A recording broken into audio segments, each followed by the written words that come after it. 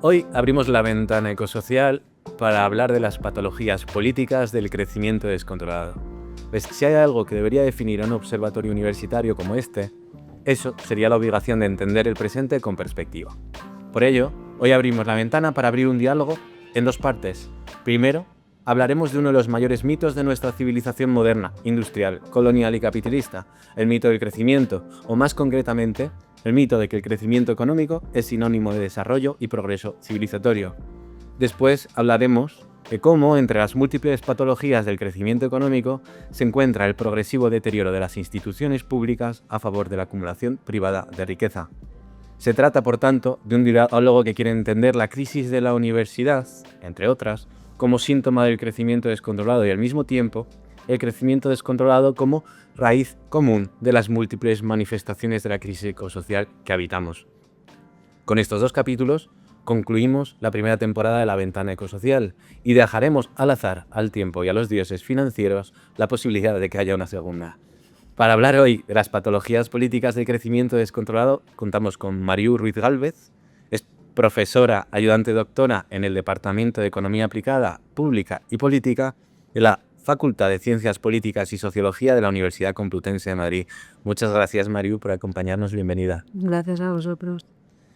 Y contamos también con Luis Rico, doctor en Biología por la Universidad Autónoma de Madrid, es coordinador de Ecologistas en Acción y compañero del observatorio. Gracias, Luis, por estar aquí. De nada. Comencemos, entonces, hablando de crecimiento económico. Para ello, me gustaría leeros el siguiente pasaje del libro de Jason Hickel, Menos es más, que creo que es sumamente esclarecedor como punto de partida. Lo que distingue el capitalismo de casi todos los demás sistemas económicos de la historia es que se organiza en torno al imperativo de la expansión o el crecimiento constante. En este sistema, el crecimiento posee una especie de lógica totalitaria. Todas las industrias, todos los sectores, todas las economías nacionales tienen que crecer de manera constante y sin que pueda identificarse una meta a la que se quiere llegar. Comprender las implicaciones que tiene esto puede ser difícil. Tendemos a dar por sentada la idea del crecimiento porque nos parece algo de lo más natural, y lo es. Todos los organismos vivos, crecen. Según la lógica que sigue la naturaleza, sin embargo, el propio crecimiento tiene un límite. Los organismos crecen hasta alcanzar la madurez y a continuación mantienen un estado de equilibrio saludable.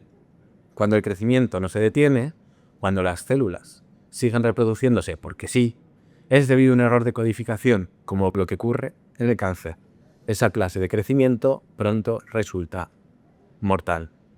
Dado que ambos habéis trabajado el problema del crecimiento económico desde distintos ángulos, me gustaría preguntaros de qué forma afecta el crecimiento descontrolado a la sociedad por un lado y al medio ambiente por el otro. Me gustaría comenzar contigo, Luis. ¿Cómo piensa un biólogo o ecólogo la crítica del crecimiento económico?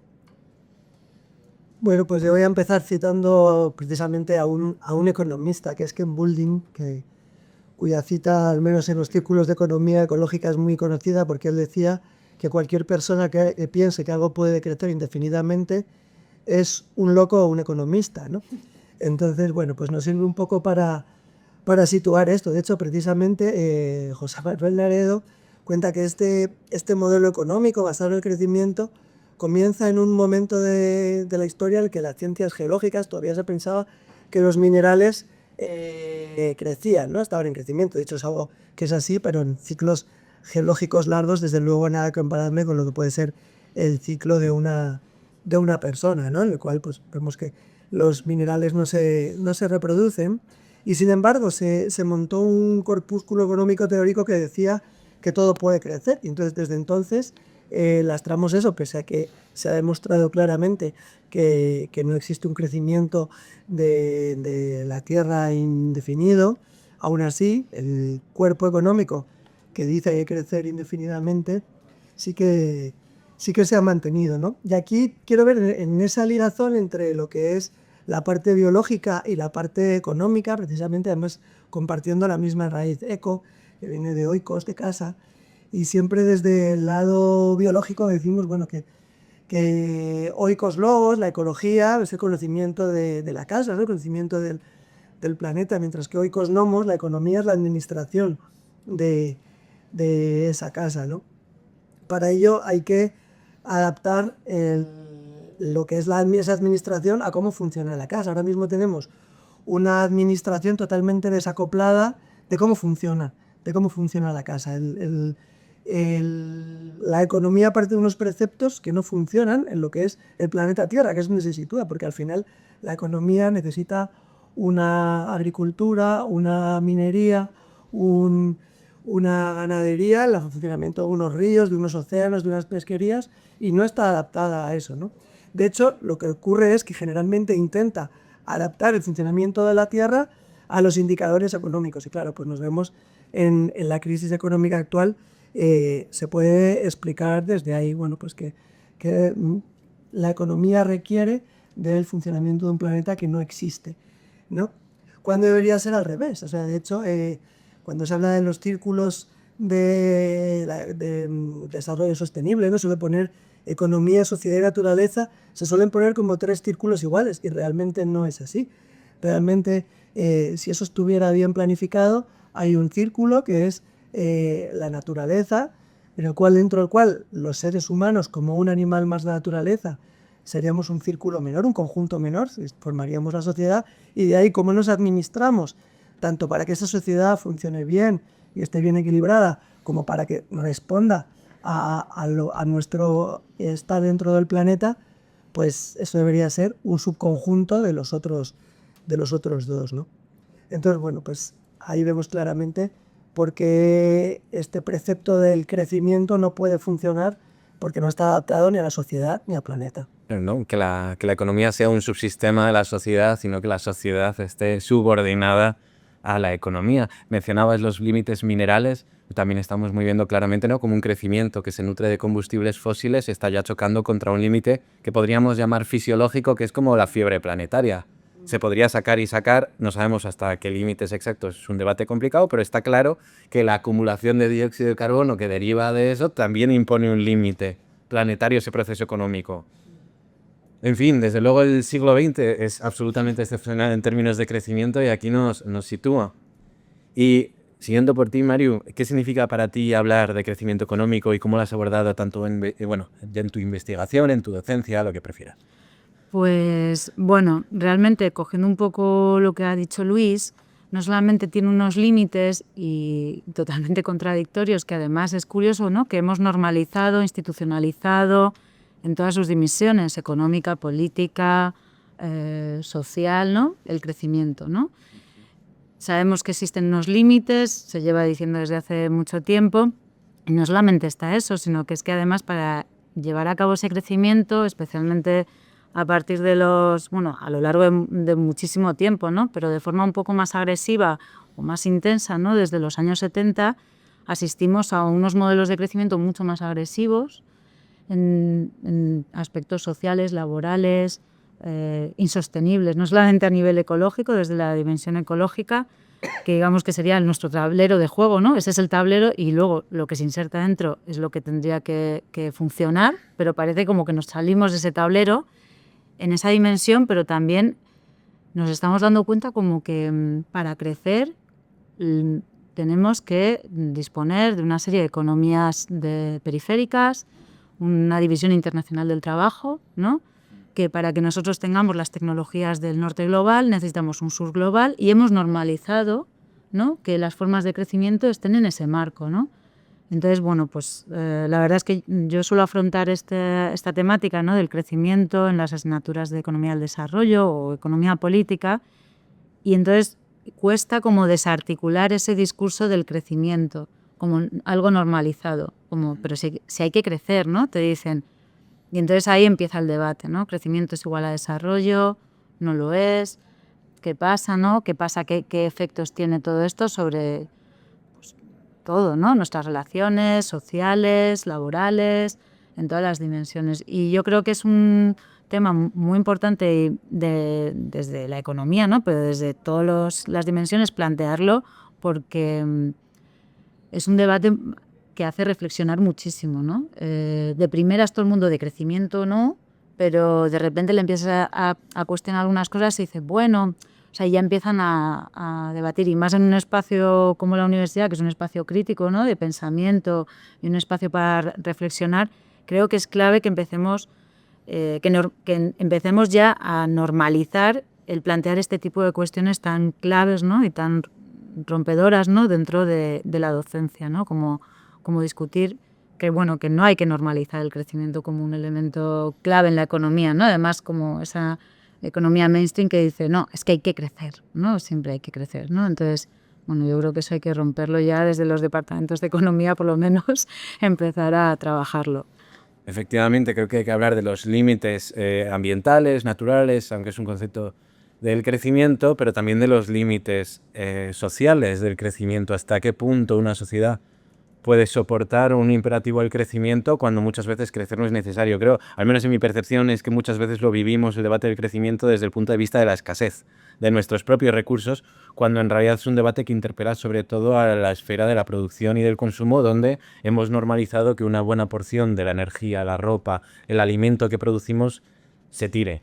O que necesitemos que una estantería en un supermercado tenga 27.000 marcas de lo mismo. ¿En qué momento? Para que puedan competir y que solamente la parte con la mercancía ganadora acabe en nuestras casas. A mí lo que realmente me frustra muchas veces, y esto lo comparto a título personal, es que precisamente que el enfoque del crecimiento lo vemos demasiado desde nuestras escaseces cotidianas y no desde una manera más sistémica. En fin, pero hablando de elementos sistémicos ligados al crecimiento, sí, yo diría, bueno, que el crecimiento es una de las fuerzas más importantes de nuestra sociedad, porque también está normalizada, se ha invisibilizado, pero tiene cosas cuantificadas y concretas, por ejemplo, como la normalización del uso del PIB o del PIB, el Producto Interior Bruto, como índice fundamental del desarrollo económico de nuestras sociedades. ¿Diríais que el PIB es un buen indicador para medir el desarrollo económico de una sociedad, Luis? ¿Tiene trampa la pregunta? No. Es lo que parece. Bien, pues, claro, o sea, claramente por lo que hemos visto, no. De hecho, una de las cosas que solemos hablar desde el mundo ecologista es que hay un montón de cosas que devastan el planeta y que suben el PIB. Pero no solo cosas que devastan el planeta y que suben el PIB, cosas que devastan la humanidad y suben el PIB. El genocidio de Gaza, que ya lleva 2 años, 2 años y medio, probablemente esté subiendo el PIB un montón, ¿no? De hecho, cuando lo hemos trasladado a las empresas que aquí fabrican armas, pues se ve el conflicto social que existe, porque aquí hay gente lucrándose de temas como la guerra, de la contaminación, de los acuíferos, de la devastación planetaria, de la minería, de expoliar países del sur, ¿no? Entonces, bueno, pues es un indicador de movimiento económico y en general, bueno, pues también es un indicador de la devastación. De hecho, hubo un trabajo económico generado por Herman Daly en el cual se veía cómo el PIB era un gran indicador de la pérdida de biodiversidad, ¿no? De la pérdida global de diversidad.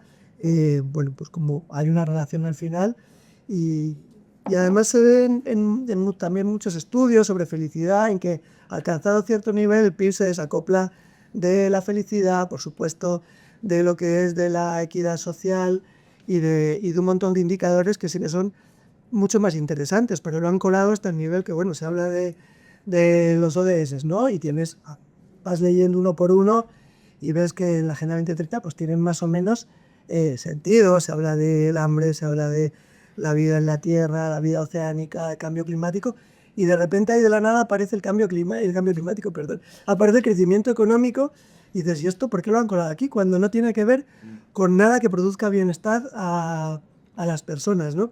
Que tiene un poco que ver, yo creo, con lo que Mario cuenta, como el crecimiento económico, que en principio en sí, bueno, pues parte de esta idea que comentaba antes, ¿no? De, bueno, es que la Tierra crece indefinidamente, y cuando se ve que no, ¿por qué se mantiene eso del crecimiento económico? Pues claramente porque sirve al lucro, ¿no? Porque sirve a lo que es esa acumulación originaria, que ahora ya es una acumulación salvaje. Por eso se mantiene, ¿no? Porque a veces cuando hablas de crecimiento económico parece como algo así muy abstracto y uno no ve por qué aquello pueda ser malo. Sin embargo, cuando vemos a qué sirve ese crecimiento económico, que sirve realmente al lucro y a generar beneficios. De hecho, pues vemos que incluso en un momento ahora de mayor estancamiento del PIB global, los beneficios económicos siguen subiendo, por ejemplo, ahora muy por encima de los salarios, y se ha desacoplado, ¿no? Entonces, porque detrás de todo lo que se está sirviendo es a esa acumulación de personas que están acumulando riqueza y dinero cada vez más en esta sociedad, ¿no? Entonces, uno a partir de ahí entiende por qué ese crecimiento económico ha servido al poder de las grandes empresas, al poder del gran capital, y por eso se mantiene ahí en nuestro imaginario como algo necesario, hasta el punto de eso que te lo van colando entre indicadores que, bueno, que pueden tener sentido, como son los ODS, ¿no? Entonces, bueno, pues creo que por eso está empezando a haber movimientos para acabar con el PIB. Hay otros indicadores, pues como puede ver el indicador de progreso genuino, que lo que realmente mide es, pues, el estado ambiental y social de una población o de un determinado país, y tendríamos que tender más hacia este tipo de indicadores y olvidarnos del PIB, que realmente es un indicador malo, sobre todo del estado de salud de un planeta o de una población, ¿no? Mario. Pues, a ver, el PIB es un puro indicador muy economicista, además es muy reciente porque realmente se crea tal y como lo conocemos después de la Segunda Guerra Mundial, ¿no? Tiene una aceptación a nivel global, es un indicador que homogeneiza, ¿no?, las formas de medir el crecimiento puramente económico, pero que por supuesto no te está midiendo el nivel de desarrollo. Un ejemplo muy claro es España actualmente. Es el país que más crece en la Unión Europea, pero si ahora mismo salimos aquí y preguntamos si se siente en una situación de crecimiento económico, vamos a decir, hacer un paralelismo con bonanza económica y buen desarrollo económico, no creo que aquí te dijera eso las estudiantes, ¿no? Pero tampoco ningún trabajador ni ninguna trabajadora. Creo que se ha perdido muchísimo el norte en este sentido, ¿no? Hay que saber las limitaciones que tiene el PIB, que además de ser un indicador macroagregado, bueno, pues no tiene en cuenta otros aspectos, ¿no? Y además es que creo que es importante que, del mismo modo que el PIB puede ser un indicador con estas limitaciones, que simplemente te esté diciendo que si el producto, si lo que se produce más, con las implicaciones que tenga, hay que ser consciente de las limitaciones que tiene este indicador. Es más, cuando nosotros hablamos de desarrollo, siempre hablamos de que cada proceso de desarrollo se tiene que definir en función de la estructura económica, la historia de cada país. Hay autores como Amin, estructuralistas, latinoamericanos, que te hablaban incluso de que para ellos el desarrollo es la desconexión a todo esto, ¿no? Entonces, claro, para medir el desarrollo nosotros siempre, bueno, yo en clase siempre digo, cada país se desarrolla según las necesidades, o cada territorio, ¿no?, decididas, ¿no?, por esa sociedad que ve, pues, necesario desarrollar este aspecto, esto, lo otro. En cambio, el PIB es una receta única. O sea, si medimos el desarrollo en base al PIB, es como estar midiendo el desarrollo de forma igual a todos los países, pensando que todas las economías son iguales, y eso es un tremendo error, porque claro, primero es una forma de imposición de definir el desarrollo, que suele ser un desarrollo basado más o menos en la experiencia del norte global, muy centrado en las economías más desarrolladas, pero omite una cantidad de aspectos sociológicos, sociales, antropológicos, históricos, que me parece imposible que pudiera ser un indicador que pudiera mostrar algo de desarrollo. De hecho, hay muchos países asiáticos que muestran unas tasas de crecimiento que nunca ningún país europeo ha llegado a tener. En cambio, bueno, pues tiene muchos aspectos de muchísimas dimensiones, bueno, pues muy lejos de decir que están desarrollados, ¿no? Entonces, pero vamos, en todo este debate también creo que es importante resaltar una cosa que has dicho, que es el tema de la escasez y de cómo el tema de la escasez siempre hace como que todo el mundo necesite el crecer, ¿no? Porque ve que está escaso. Pero realmente hay que revertir ese discurso, hay que decir, no, es que hay unos que están creciendo mucho, acumulando mucho, y entonces lo que hay que revertir es que esta concentración de capital se siga reproduciendo de esta forma. Por lo tanto, el decrecimiento no es tanto, yo he visto muchos debates es que al final vamos a tener que vivir peor. Digo, tú ya vives mal. O sea, sitúate en qué clase vives y luego ya a lo mejor los que tienen que bajar y tener que decrecer son los que están concentrando esa riqueza, ¿no? Y que su vida sea más parecida a la tuya, ¿sabes? Yo eso lo intento explicar así, porque si no empiezan, y entonces no tendríamos nada para ver, no tendríamos el ocio. Digo, a ver, realmente lo que se está diciendo es que en términos más agregados está siendo una época en la que la concentración de capital, los márgenes de beneficios están siendo históricos, cuando al mismo tiempo el empobrecimiento y la desigualdad está siendo brutal.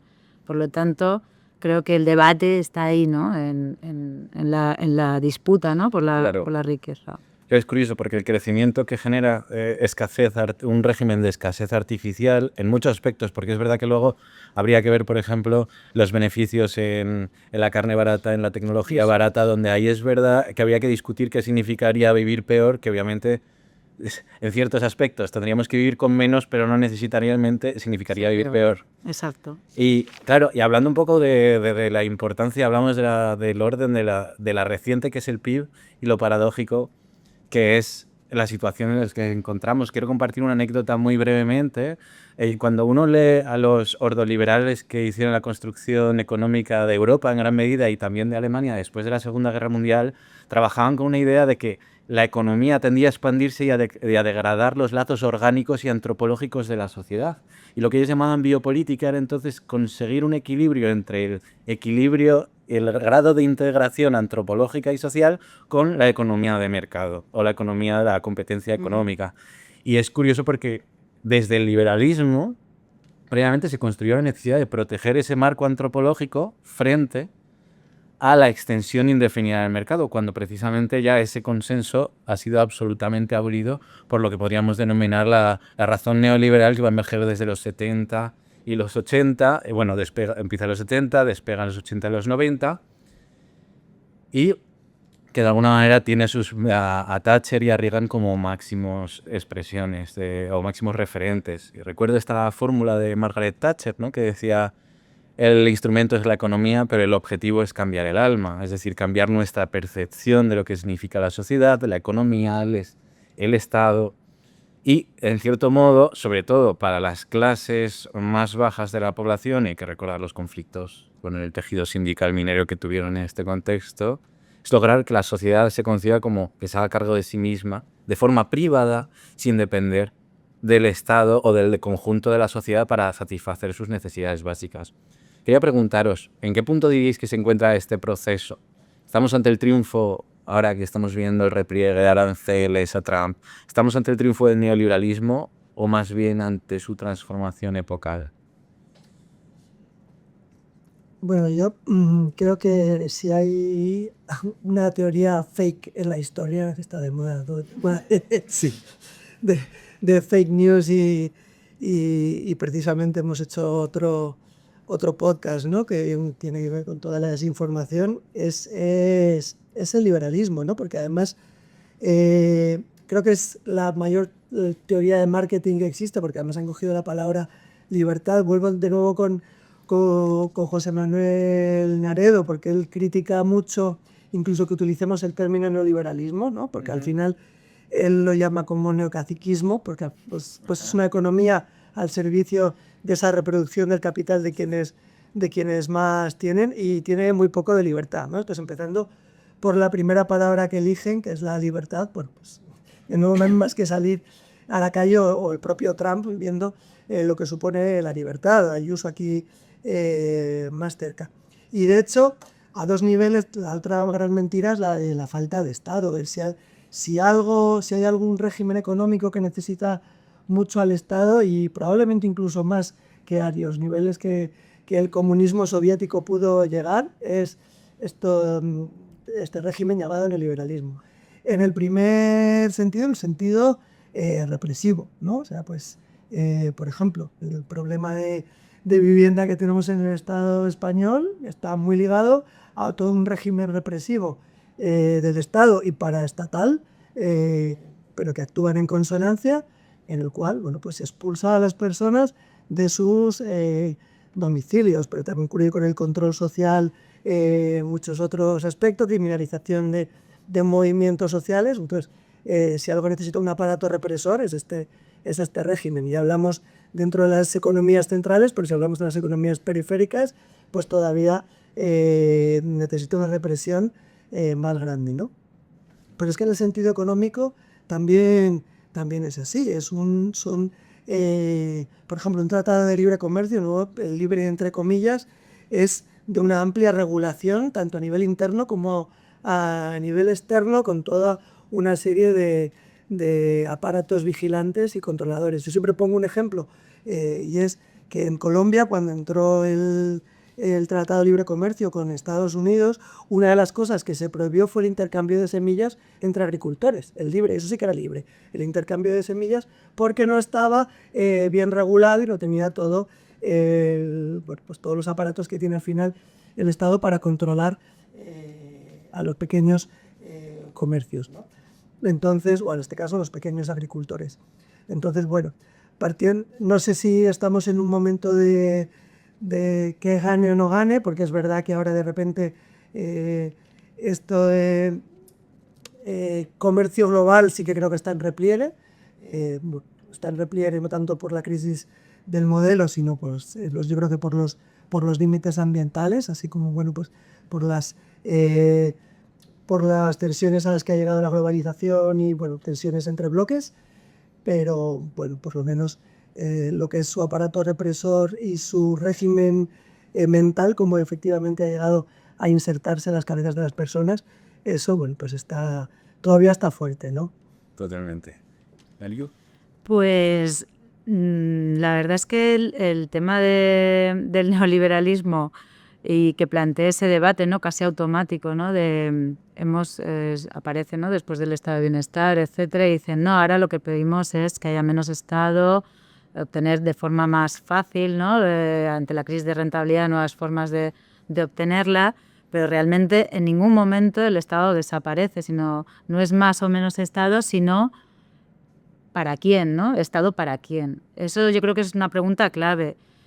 Por lo tanto, tengo serias dudas si se está transformando, que creo que sí, pero ya desde la crisis económica del 2008, la posición de los estados fue intervenir, ¿no? Entonces, esos estados estaban. Claro. También a nivel defensa, ¿no? Cada vez tenemos más estado. A nivel represión, más estado.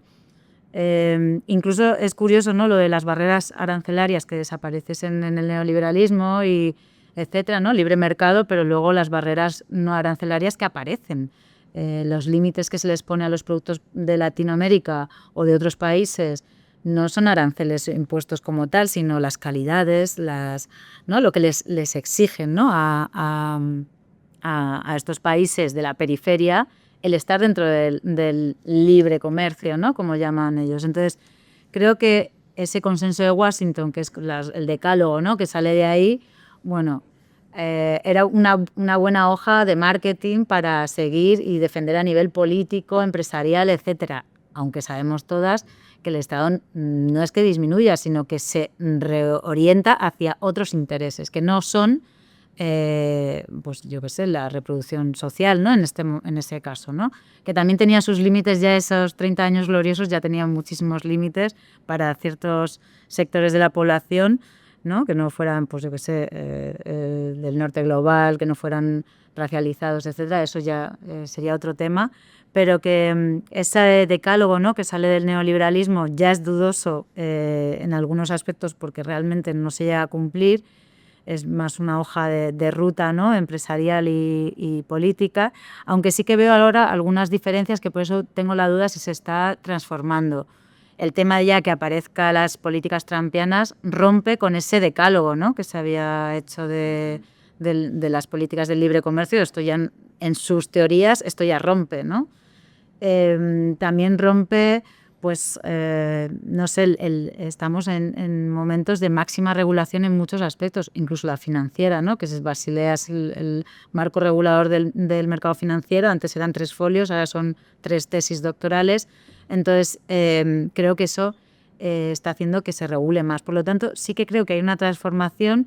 También me chirría mucho lo del neoliberalismo como concepto, aunque ya lo utilizamos como para que se entienda, pero sí que creo que bueno, hay ciertos cambios que es verdad que estamos o sea, es como cuando eres un experto en tornados y todavía no sabes definir el tornado porque estás dentro de él, que es lo que nos está pasando, pero cambios sí que noto incluso a nivel discursivo por parte de las derechas, ¿no?, a nivel mundial. Fenomenal, pues muchísimas gracias. Dado que la segunda parte de este diálogo se la vamos a dedicar exclusivamente a la cuestión universitaria, a las formas de resistencia que están emergiendo contra, digamos, esta oleada de caciquismo, neoliberalismo, trasvase de beneficios de los recursos públicos a los recursos privados, a la esfera privada, quería preguntarte, Luis, digamos, por un aspecto de tu experiencia como coordinador de Ecologistas en Acción, o no, tú dirás si es de otra experiencia la que quieres beber para responder. Es una de las, pero bueno, dado que es una de las mayores organizaciones ecologistas del Estado español y también que lleva décadas enfrentando el crecimiento depredador, ¿cómo ves la situación del ecologismo en España y qué crees que puede aportar en la lucha contra las patologías del crecimiento?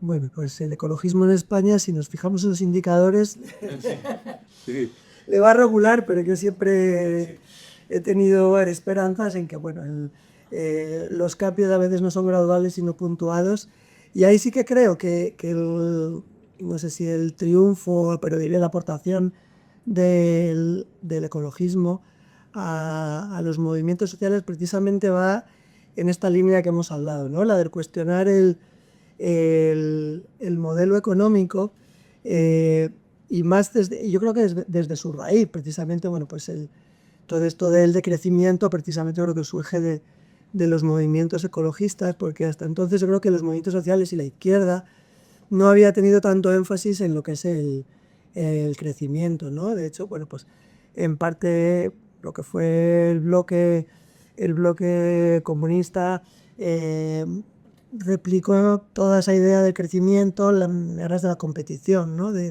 Con Estados Unidos. Y bueno, yo en los años que llevo en Ecologistas en Acción sí que he visto un cambio más hacia que necesitamos un replanteamiento mucho más profundo de lo que son los modelos económicos. Y ahí yo, bueno, pues creo que sí que el ecologismo, Ecologistas en Acción, pero no solo, muchos grupos ecologistas sí que han puesto en cuestión todo eso para al final ver que, bueno, que somos, que dependemos del planeta, y que esa dependencia del planeta nos hace que tengamos que vivir de otra manera. Y aquí, por cerrarlo, ¿no? Por esto que comentabas antes del ocio y el alumnado, porque yo creo que muchas veces, ya lo pongo aquí como reto, ¿no? Que se ha visto al ecologismo como una especie de monjes de la renuncia a todo, y precisamente yo creo que aquí el